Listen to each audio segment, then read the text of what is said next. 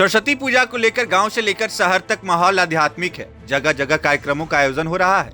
इसी कड़ी में मधुबनी जिले के बासोपट्टी प्रखंड के बीरपुर गांव में बुधवार की शाम एशिएंट द एजुकेशन हब के परिसर में कार्यक्रम का आयोजन हुआ, जहां संस्थान के टॉपर बच्चों और बच्चियों को मेडल देकर सम्मानित किया गया। साथ ही आज के ही दिन देश के पुलवामा में आतंकी हमले में शहीद हुए जवानों को श्रद्धांजलि दी गई। इस दौरान विशिष्ट अतिथि राकेश कुमार के हाथों इंस्टीट्यूट के टॉपर नंदिनी मंडल के साथ जूनियर क्लास के तेजस कुमार, देव कुमार, दुर्गेश कुमार, चंदू कुमारी सहित 55 बच्चों को मेडल देकर सम्मानित किया गया। वहीं कोचिंग संस्थान को बेहतर शिक्षण व्यवस्था और बेहतर शैक्षणिक माहौल बनाने के लिए भी सम्मानित किया गया। इससे पूर्व संस्थापक राम प्रवेश राउत के द्वारा अतिथियों का अभिनंदन किया गया। इस मौके पर एनटीटी मधुबनी के एमडी नीता कुमारी सहित कई लोग मौजूद रहे। देखिए इस मौके पर विशिष्ट अतिथि राकेश कुमार व संचालक राम प्रवेश राउत ने क्या कुछ कहा। माननीय बीरपुर के ग्रामवासी एवं हमारे प्रिय छात्र, आप सभी को मैं Rakesh Kumar Mandal, Madhubani institute of teachers training director की तरफ से सादर प्रणाम और आप सभी को माता रानी सरस्वती पूजा की हार्दिक शुभकामनाएं। मैं अपने आप को बहुत बड़ा सौभाग्यशाली समझ रहा हूं कि आप सभी के गांव में बीरपुर में मुझे आने का सौभाग्य प्राप्त हुआ। सबसे पहले एशिएंट द एजुकेशन हब के डायरेक्टर साहब, मुझे सबसे बड़ी ये खुशी मिल रही है ना कि जो आपने एक सपना देखा। सबसे पहले क्या होता है ना अपने लाइफ में, यदि आपको कुछ करना है तो उसके लिए सोचना पड़ेगा और सपना देखना ही पड़ेगा। जब तक आप उसको सपना नहीं देख रहे हैं तब तक आपका सपना साकार कभी भी नहीं होगा। इसीलिए पहले सपना देखिए इस चीज को कि हाँ रियली में कि हम हैं उस पोस्ट पे, तभी आप उसके लिए उस हद तक मेहनत कर पाएंगे। सबसे बड़ी बात ये होती है ना कि जिस एक मध्य वर्गीय फैमिली से हम लोग आते हैं उसमें ये कभी भी संभव नहीं है, क्योंकि एक मध्य वर्गीय फैमिली का एक औसतन इनकम 15 से 20 हजार रुपया ही होता है। इस बात से आप लोग सहमत है कि नहीं है? इस बात से सभी आदमी सहमत ही होंगे कि हमारे एक मध्य वर्गीय फैमिली का औसत इनकम 15 से 20 हजार रुपया ही होता है। इस 15 से 20 हजार रुपया में हम अपने बच्चे को पटना या कोटा ऐसे शहर में नहीं पढ़ा सकते हैं, कभी भी संभव नहीं है। हाँ, इसमें कुछ हमारे फैमिली संभव है कि हम अपने बच्चे को कोटा या पटना में रख करके पढ़ाएं, हम उनके लिए सहमत हैं। लेकिन जिनके बच्चे अच्छे हैं पढ़ने में, उनका शायद सपना इसलिए दब के रह जाता है जो वो कोटा या पटना में जाकर के किसी भी संस्थान का 5 लाख या 7 लाख रुपए का फीस नहीं पे कर सकते हैं। इसी कारण से सपना उनका दब के ही रह जाता है।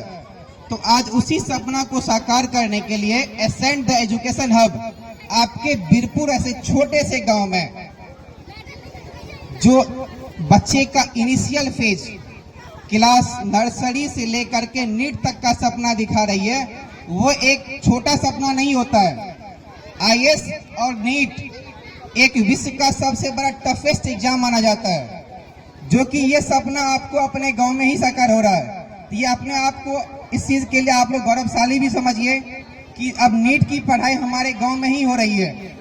जो बच्चे का कोटा का एक रहने का एक्सपेंस होता है 10 से 15 हजार रुपया, आप एशिएंट द एजुकेशन हब में सिर्फ बच्चे को 10 से 15 हजार रुपये, मुझे लग रहा है कि मिनिमम उससे ज्यादा फीस रखे भी नहीं होंगे, उतने में पूरे ईयर का कोर्स करवा सकते हैं। तो ये आप लोगों के लिए कम बड़ी बातें नहीं है। और सर भी वेल एजुकेटेड पर्सन है, ऑलरेडी दिल्ली से पढ़ा करके आए, तो आई थिंक बेस्ट दे ही रहेंगे। आज यदि बेस्ट नहीं देते तो आज अपने ये मुझे लग रहा है कि शायद 3 साल हुआ है इनके कोचिंग का ओपनिंग का, तो शायद 550 बच्चे नहीं होते। श्रीमान राकेश जी जो कि डायरेक्टर है Madhubani institute of teacher training के, मैनेजिंग डायरेक्टर श्रीमती नीता कुमारी जी, सब पोस्ट मास्टर पंडौल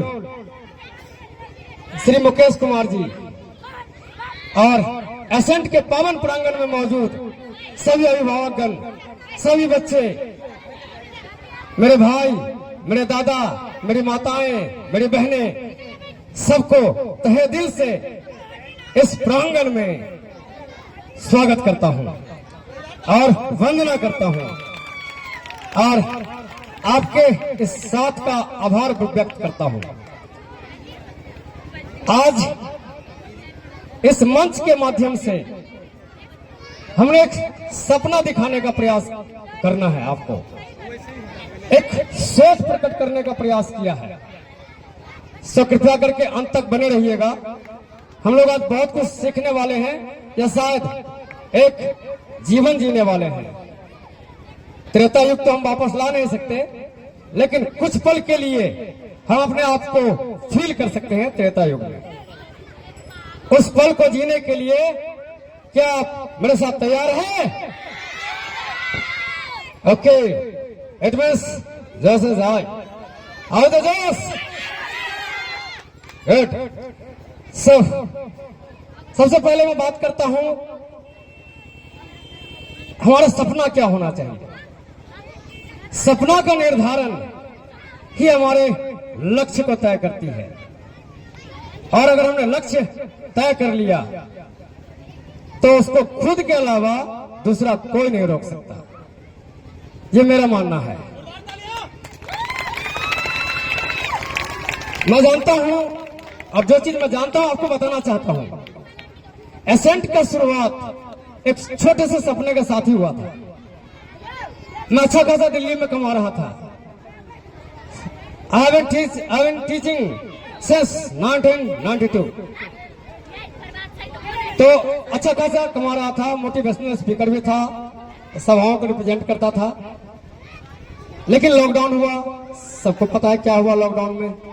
मैं भी गांव आया, गांव में सर्वे करवाया मैंने मेरे एक दोस्त से जो कनाडा रहते हैं, अभी हमारे बीच नहीं है, कनाडा में है। हमारे वीरपुर पंचायत की टोटल आबादी जो हमारे सर्वे में निकल के आया 18,000 के करीब निकल के आया। हालांकि 2011 की जनगणना को माने तो 10,500 है, लेकिन जो मैंने सर्वे करवाया 2021 में वो 18,000 था। उस 18,000 की आबादी में शिक्षित लोग सिर्फ 6,000 थे, अर्थात 33%, 33%। डरावना था वो, बहुत डरावना था। उस शिक्षित में से जब एक और सर्वे किया, उसको छांटा, तो जो कामयाब हो गया पढ़ लिख कर, चाहे प्राइवेट सेक्टर से या फिर गवर्नमेंट सेक्टर से, उसका आंकड़ा चौंकाने वाला था, हिला देने वाला था, रूह को कपा देने वाला था। मात्र वो 100 का आंकड़ा भी छू नहीं पाया ठीक से। 0.0016%। और ये ऑन द स्पॉट घर घर जाकर सर्वे किया हुआ आंकड़ा है। वहीं से जन्म होता है एसेंट का, एक सपने का शुरुआत होता है। अब बेनीपट्टी में झोला प्रिंटिंग की फैक्ट्री, जहां कम खर्च में क्वालिटी वाले झोले बनाए जाते हैं। EMI पर भी यहां से माल ऑन टाइम डिलीवरी ले जा सकते हैं। साथ ही लड़की की शादी में यहां मिलता है मुफ्त में झोला। तो आज ही संपर्क करें श्याम एंटरप्राइजेज, बेनीपट्टी, बेटा बाजार, नियर ग्रामीण बैंक।